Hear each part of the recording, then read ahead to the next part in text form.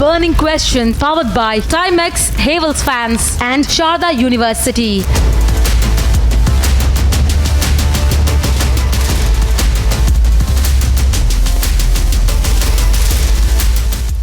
Ladies and gentlemen, is this trouble for BBC or this is utter shame for the BBC?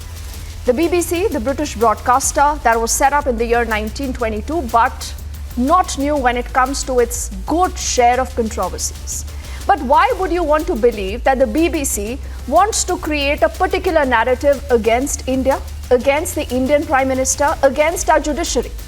We all have been asking these questions. Republic has been at the forefront.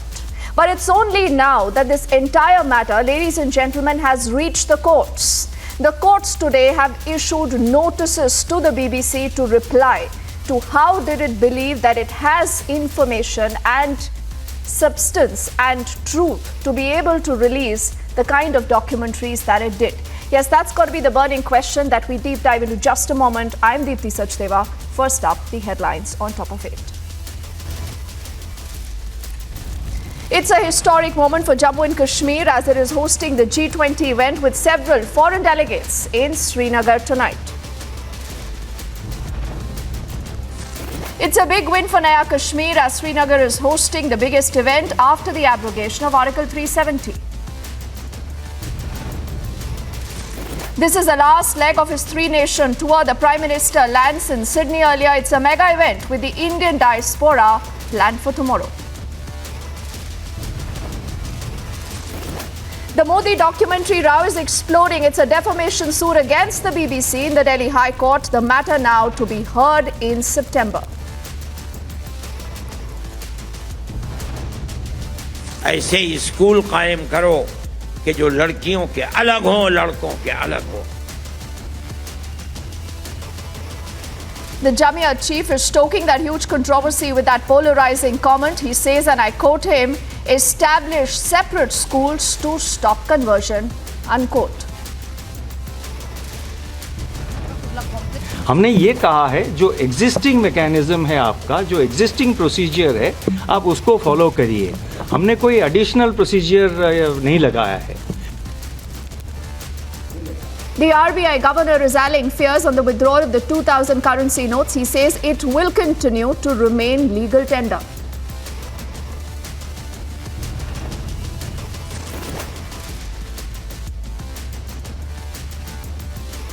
And a government school teacher in Karnataka's Chitradurga district is suspended for allegedly criticizing the newly formed Siddaramaiah government.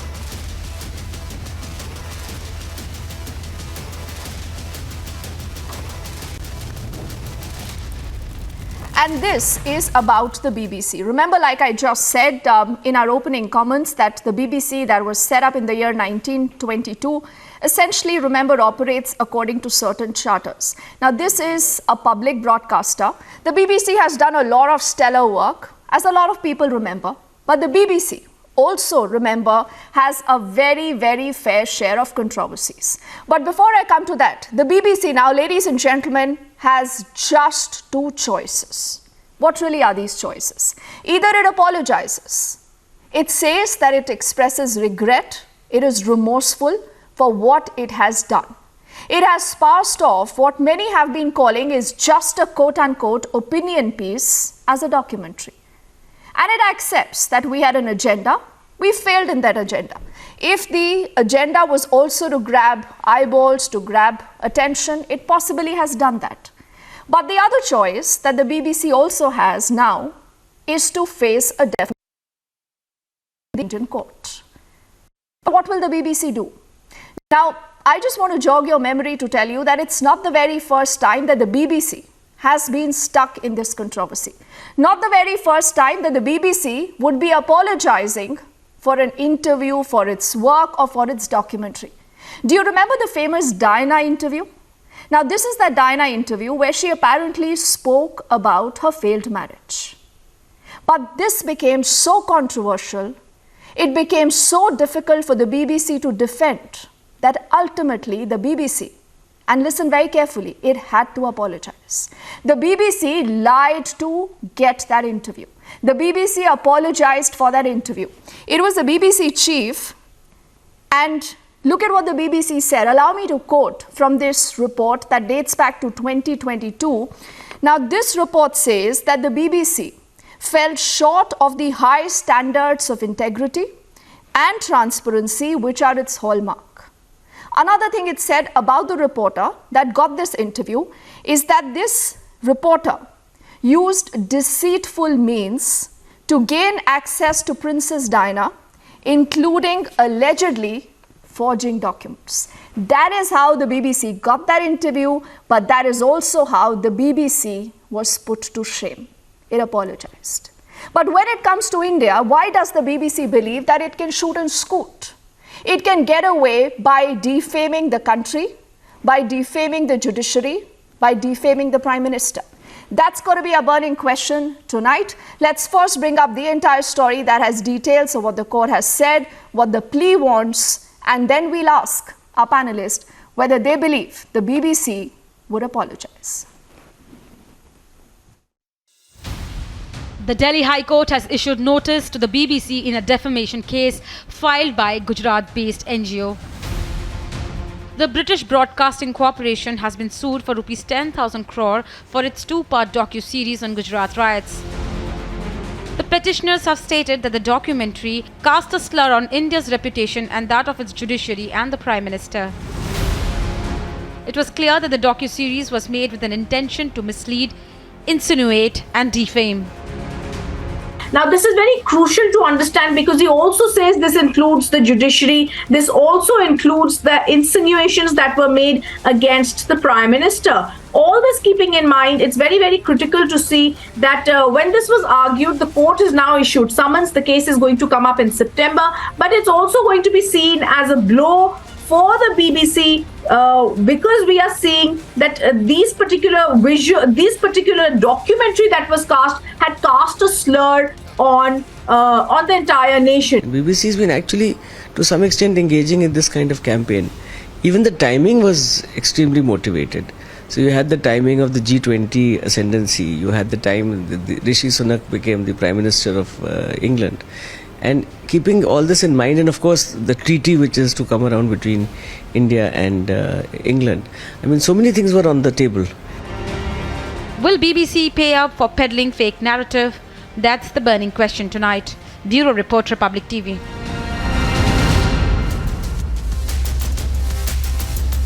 And let's not forget the BBC was also supposed, and it did actually shell a good amount of penalty for lying to get the Princess Diana story. It's very, very important to look at the entire story in perspective. As I say good evening to Savio, and Savio would remember that what happened with the Princess Diana interview that the BBC was actually lauded for in initial times. When it got that interview, Dr. Guru Prakash Paswan is the BJP's national spokesperson. I also do see Suman C. Raman, political analyst with us. Nikhil Jain is also an advocate. Professor Monojit Mandal from the TMC is completing our panel. I do not know why Monojit is looking so angry. Monojit, are you angry? Are you angry at the Delhi High Court that has issued a notice to the BBC? Or will you still want to ban for the BBC? I mean, it was a stupendous follower of my dear friend Arnav. You can understand from my appearance whether I'm angry or happy or elated. Look, we are not apologists of a BBC or any media organization. We are very clear the 2002 riot has been a blot in the history of India. It is the biggest genocide that the country saw in many, many years, whereby not a single person were actually punished. And the Prime Minister, current Prime Minister, Dadin Gujarat Chief Minister, being the Chief Minister of Gujarat, cannot shirk the responsibility of these killings. He should have been made accountable. He should have held vicarious responsibility for the killings of 2,500 people, for thousands of people who are missing since that point in time. That particular aspect, how it was being shown by BBC, we have got nothing to do with that. There was a reason why you were looking angry. Now there is clearly a reason why you broke into that laughter, and there clearly is a reason today why you still want to believe that Gujarat riots is a news, much like the BBC. Now, Why don't you allow me to quote? Again, I will take a bit of your time, but it's important to quote this because you've been repeating this ad nauseum. And like I said, what the courts have said about the Gujarat riots is not news anymore.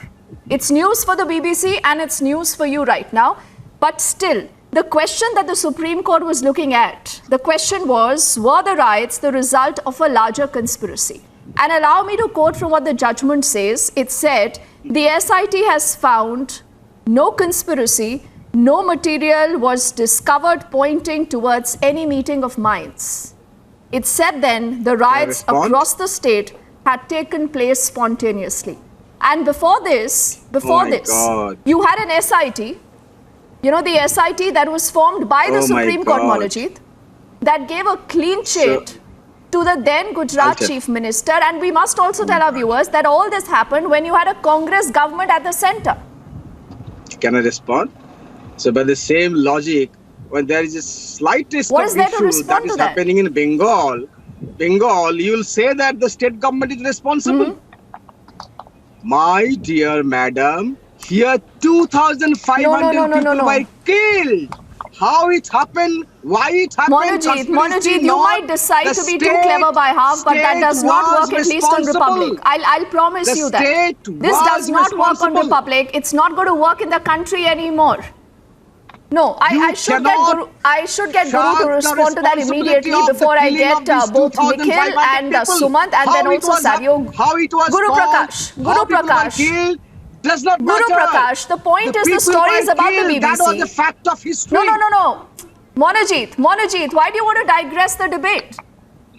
The issue is about the BBC. And I just began this entire conversation reminding you what the BBC did to get that Diana interview, that famous Diana interview. I'm stating the facts of history, live. What the BBC showed. It said that it used deceitful means. See, this could be your opinion, Monojit, but that's not fact. That's beside the point. The BBC can have an opinion piece, you could have an opinion, but the point is that we will follow the facts here, what the court has said. In the beginning of this millennium, Gujarat riot I'll let Guru respond to you. Not in India. Because you want to make this political. This is absolutely not political. It's about the country and the country's judiciary.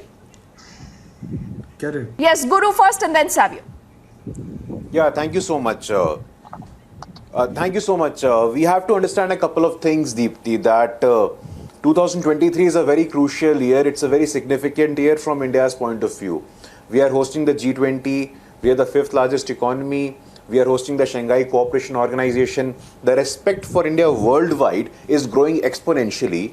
And only yesterday we saw this iconic image, which is a matter of respect for 1.4 billion people of India. When the head of state, a present head of state, is respecting another head of state, our heads are held high. 1.4 billion people of India. Now the point behind this, you think that there are forces within India and outside India who are liking this? Absolutely not. There are international Breaking India forces. There are Breaking India forces within the country. They are not able to digest the fact that India is progressing at such a fast pace. A democratically elected government. For the first time, there are talks of inclusivity. For the first time in the last 75 years, we have a woman from the tribal community at the highest constitutional office. The economic growth, the demographic dividend, everything is at such a high. The respect for India is growing exponentially, but there are certain institutions. And the BBC, today's reprimanding of the Delhi High Court of the BBC is very rightful. It's very legal. It's very constitutional. A sorted case, a judicial process that has been going on for decades and that has given its verdict. You are going against that verdict. You are insulting the judicial processes in India. All those people, all those forces that are standing with the BBC, we must understand that they don't respect the institutions of our constitution. They have zero respect for our constitution. They have zero respect for the makers of our constitution.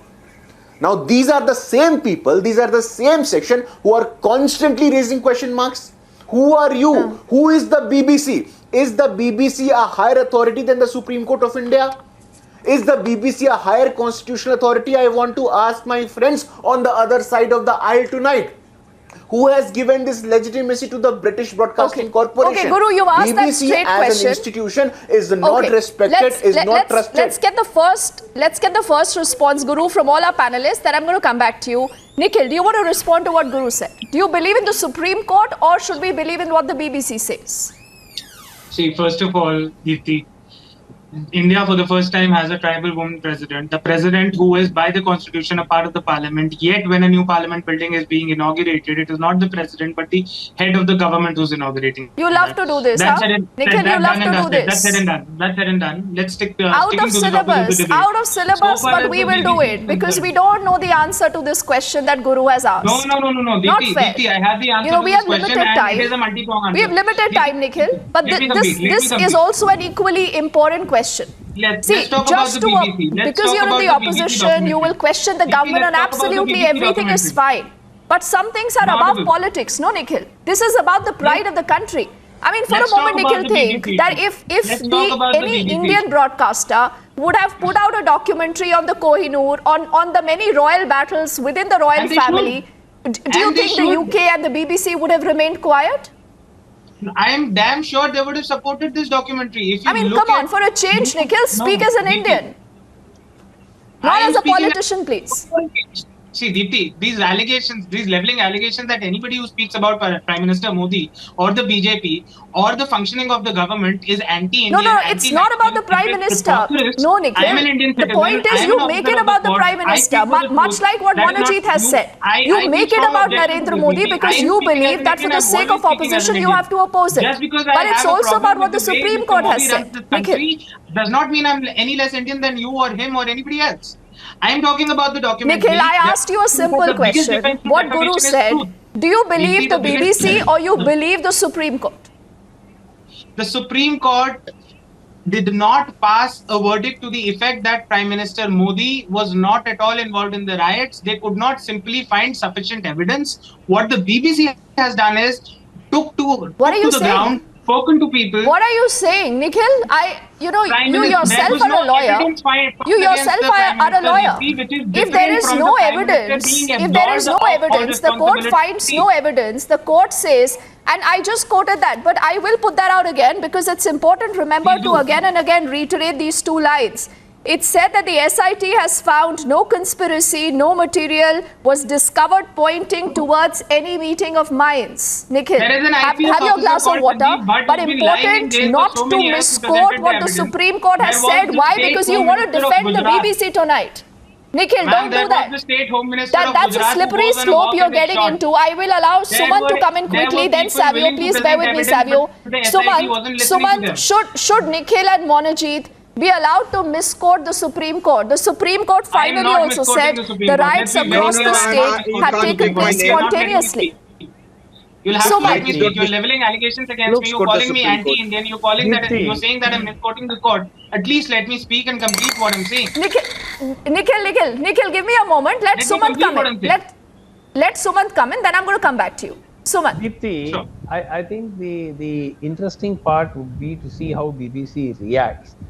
Actually, I would prefer if the BBC chose to fight this out in court, because they then get a chance to put forward their side of the story, which means that they could potentially even bring the people who were shown in the film and question them, and that would be, it would be raking up a lot of very uncomfortable questions. So this defamation and case and all that is just a threatening move, and that also by a Gujarat-based NGO for whom Mr. Harish Salve appears. Mr. Harish Salve is one of the highest paid counsels in the country. So how does he appear for an NGO? This is casting aspersions. This is so much I'm asking you, where does I don't understand today that to defend the BBC. No. I'm saying the BBC should take it up and fight it out in court. I will reiterate that question. Is the Supreme Court of the country supreme, or is the BBC supreme? No, the BBC is now facing a defamation case. We agree on that. So how does one fight a defamation case? They have the opportunity to carry out a full cross-examination in court of the matters that has been alleged as being defamatory, which they have used. So now if they choose to fight it out, it opens up a can of worms. I don't think the government or I mean, the BJP certainly would want all the old, issues to be raked up again. So I think that they are banking Sumant, on how do you know what the BBC intimidating will the do next? BJP. What if the BBC No, I'm apologizes saying, like it that is what I'm apologized saying. following That is the what I'm Diana saying, interview? They are banking on the fact that the BBC will not have the stomach for a fight. And they are banking on the fact that this kind of 10,000 crore, this usual, many of the industrialists, and you know who I'm referring to, also file this 1,000 crore, 2,000 crore defamation cases. There's some going on in various courts in the country. So I think that this is part of the same pattern. The BBC, they are calculating, and I think they could be right, that the BBC will not fight it out in a court. But should the BBC choose to fight it out in court? Sumant, much like my viewer, I think I'm also a little confused. Who are they? Whoever filed the case, that the Justice for on Trial or whatever is that organization, they must be believing that the BBC will not fight it out, because if they fight it out, it becomes a spectacular self-goal. It opens up all the can of worms again, which I'm sure that Justice on Trial may not want, or whoever is whoever is behind this particular defamation case. They are calculating that the BBC will back off. So let's see if they are right or wrong.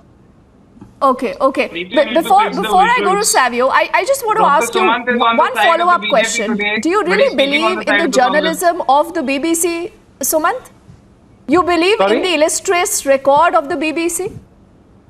No, I don't believe in the illustrious record of the BBC. There have been cases where the BBC has made mistakes, and you quoted about the Princess Diana interview. And there have been, that's not the only one. There are many such cases in the past where the BBC has been, but you have to look at the overall picture. Absolutely. They have not issued an apology. They have not said that they go back on the on the content that they put out, or they have made a mistake. So I think that you've got to, and it's not an organization that has hesitated to own up when they have made mistakes in the past. They have owned up to their mistakes. So I think that you've got to. I think it'll be interesting. Sumant, I don't know why hearts are bleeding for the BBC. No heart is looked bleeding. upset. Nikhil has been fighting for the BBC, and much as Sumant. But Savio, why don't you come in now? I mean, give us a full perspective of what this entire story means for the BBC. The point is, it's not about Narendra Modi. It's not about politics. It is about the Western media trying to cock or snook at India and trying to put out their own narrative of what they believe is their truth. But why should we accept their opinions as truth when India has its own truth, India has its own Supreme Court opining on a number of issues?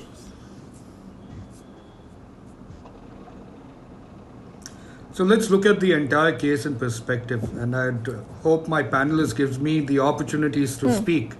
The first aspect, is BBC within its right to do a documentary on what happened in Gujarat? The answer is yes, right? The answer is yes. The second part of it, which is absolutely where BBC got it absolutely wrong, was that they did not complete that entire documentary when they focused on the case. It would have been in completion if they had taken the order of the Supreme Court and interpreted it in that documentary that they made, which is where the agenda comes out, the question mark comes out. So when you're doing a journalistic piece and you want to be unbiased, then you take the entire content of whatever proceedings have happened with regards to that case. So that's point number one. Point number two is with regards to the defamation case. The NGO felt and feels, and it's got a very powerful lawyer with it, that it has been an insult to India, and therefore they've decided to file the defamation case. They are within their rights to do that. Now it's up to the court, which has already issued the notice to BBC to reply to the contents of the documentary. The contents of the documentary, as Sumant was talking about, will bring out the truth, which may be acceptable to some and unacceptable to the others. But the fact of the matter is, on this case, the Supreme Court has already passed its judgment. Therefore, BBC, in all fairness of being a journalistic principled organization, should have carried the Supreme Court's version. I don't think any right-thinking journalist, when I mean right, it's not your political thought, but right as in right and wrong, should have a problem with what BBC has done. The problem many people like me are having is that they have not put the complete story. So when you do an investigation, complete the investigation. Now coming back to what my good friend Professor Mandal was talking about the Godhra riots, he forgets that you had the Kashmir genocide, which many people completely forgot and never did anything about it, never even spoke about it. The Supreme Court is not even listening to their case. That's point number one. Have you forgotten the number of people who died during the Bombay riots, which happened? How many people have died in 1984? How many people have died in Bengal? These are issues we should stop playing that political color. This is about India. This is about our people. Now, what do you mean by how many people Is have died in BBC Bengal? right or wrong? Now is a matter for the court. Savio, this is selective How many amnesia. people have died I'm in running out of Bengal? time, but I just want to give the last 10 seconds to Monajit. Monajit, do you think the BBC should apologize? Would you advise the BBC to apologize? I am not the spokesperson of BBC. We are very clear. Gujarat is a blot on the history of thank Indian God for that. democracy. You are the spokesperson People of have BBC. been I thought you were killed. speaking on behalf Bilkis of the Banu was BBC, so raped. you No, become I'm a sorry. spokesperson Bilkis of the Banu was BBC. raped. I'm These sorry, are the facts of Supreme history. Court Cannot be denied. Every riot, Professor Mandal, every riot, Monajit, every communal riot is a blot. You cannot every deny communal history. riot Savio. is a blot. If you are denying history, Every you are Absolutely. living No, I'm saying the in a Supreme la, la, Court la. has already closed Gujarat this matter. The is a Supreme right Court of law. has given Why its the verdict on that Gujarat matter, is fighting Monajit. Doesn't matter. I only want to ask you that as a citizen of the country, why do you not want an apology from the BBC? That's it. That is it, Monajit. Monajit, as a citizen of the country, should you be calling for an apology from the BBC? Only yes or no? Burn down in broad daylight. Savio. Doesn't matter what the Supreme Court says. Savio, please allow me that question from Monajit because I need to close the debate. Monajit. Yes, Go ahead. Monajit, as a citizen of the country, do you believe the BBC needs to apologize? Will you say the BBC should apologize? That the BBC will decide. The Prime Minister of this country apologized to the people of Gujarat, to Bilkis Banu, for celebrating the rapist. His party was celebrating Okay, I've got my answer. I've got my answer. The viewers would have got their answer too. You want to keep milking an issue that has been closed by the Supreme Court. Nikhil, apologies. I can't come back to you because we've run out of time. But it's been a fascinating conversation. At 9, Arnab is bringing this big debate. Yes, Monajit, you'll be asked that question. Let's see what the BBC does. It just has two choices right now. Either it apologizes or it faces this defamation. I thank all of you gentlemen for speaking to us and for this conversation on the other side. Back with lots more.